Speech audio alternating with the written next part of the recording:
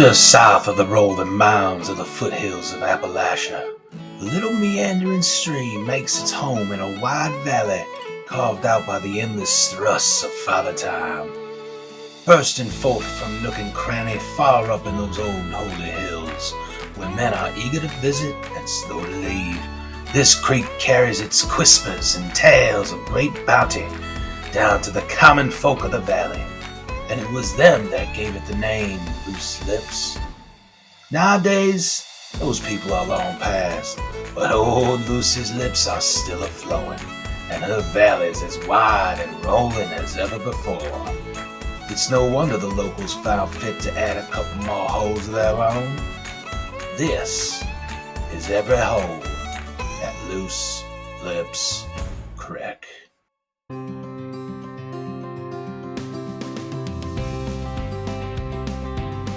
The opening tee shot may seem like a gentle handshake, but beware the out of bounds that runs all the way up along the right side.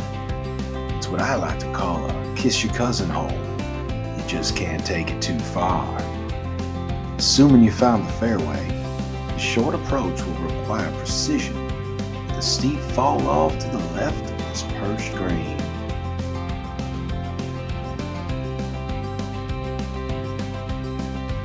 This 134-yard one-shotter is the shortest on the course. The only place you can't be off the tee are the bunkers, front right. You may not even be able to get out of one of those boys with a yogurt slinger.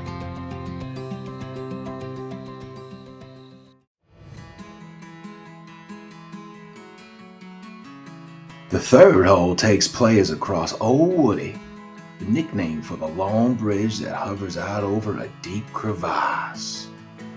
The aggressive line is down the right side to get the best approach to a green that's sitting upon a ridge, giving the astute viewer a glimpse of a distant peak affectionately termed Lucy's Tee.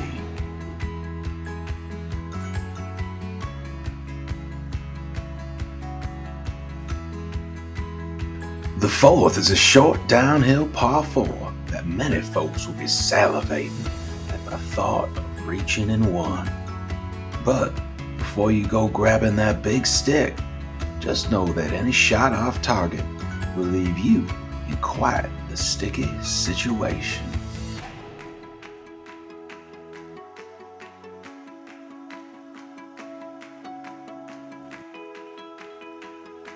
The ideal line here is driver over the top of the left fairway hazards. Once clear, the natural contour should jerk that ball off to the right, leaving a wide open, unencumbered approach. Anything less than driver will leave a blind shot into this two-tiered green.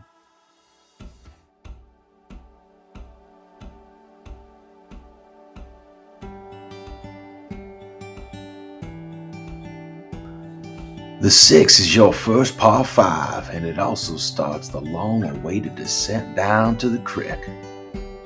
A drive favoring the left middle of the fairway should get your ball a-bumbling down the hill, setting you up to get aggressive and spank one out toward this narrow green in tow.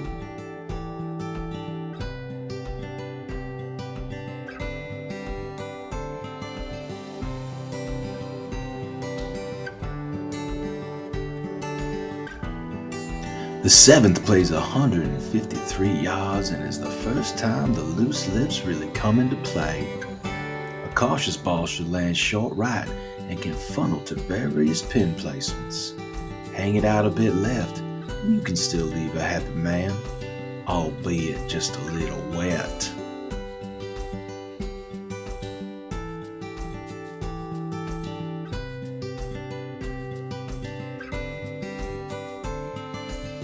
Nothing too fancy here at the 8th. A solid tee shot up the gut will leave you a mid to low iron to an uphill target. But mind the wind. Anything stiff and swirling in your face will require at least one extra club. Well, 2 if you're feeling bashful.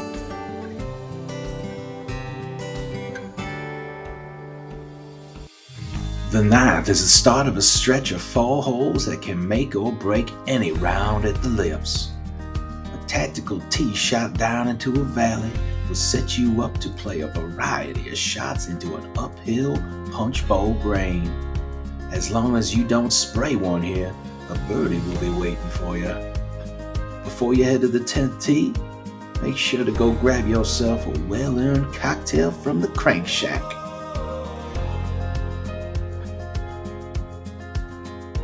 Now that your whistle has been wetted, it's time to keep your balls dry. A gushing waterfall is the backdrop to this long downhill par 3 over the Crick. Be sure to get your distance right as OB lies just steps from the back edge of the green.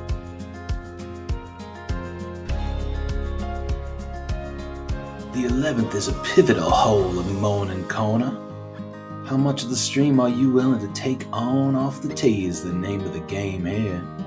Anything short of the bunkers will most likely lead to a blind approach. Anything just hit a tad too far has a good chance of swimming.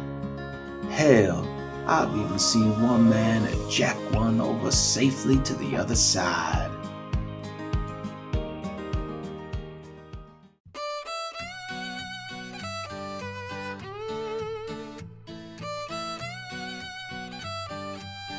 The 12th may catch some flack round these parts, but to me, it's damn near perfect. Options are plenty off the tee with danger lurking at every turn. Reminds me of my youth, off skinny dipping in other folks' mud holes.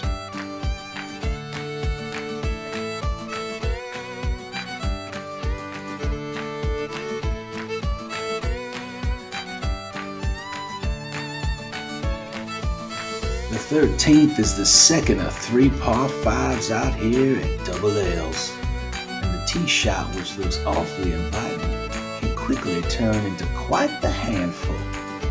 Played correctly, this large receptive green can reward the golfer with birdie and even that elusive eagle.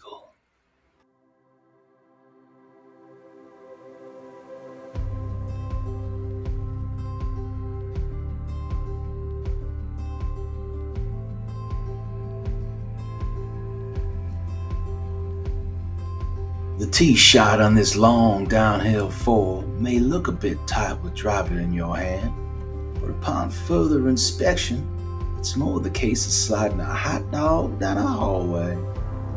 Choosing the correct side of the fairway is key to opening up the green and diving on in.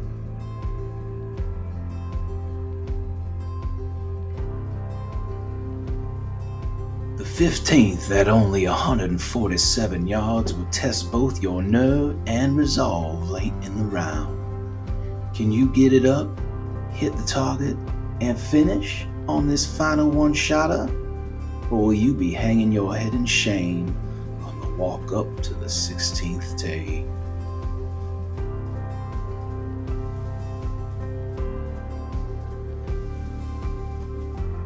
Hole 16 hands y'all a brief relief from the Crick and replaces it with the strongest, longest, most demanding par 4 on property.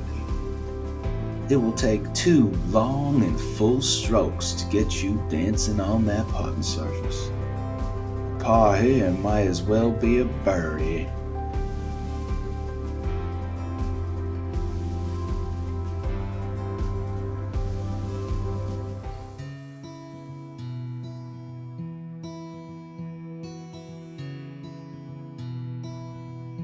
Penultimate hole demands another accurate shot off the tee.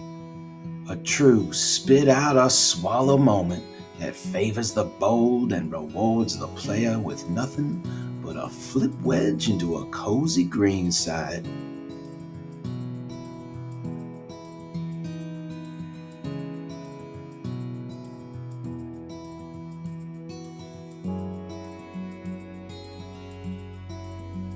Hole 18. A tee shot played out left is your only chance at reaching here in 2. Hitting the middle of this cambered fairway will leave you sliding down a pole into the thick stuff or even worse. Your approach into the largest green at the lip is also the most heavily guarded. This double bag protection might leave you with a last second thought of pulling out.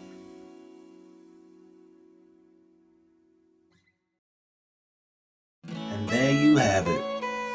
Every hole at Loose Lips Crick. Thanks for coming.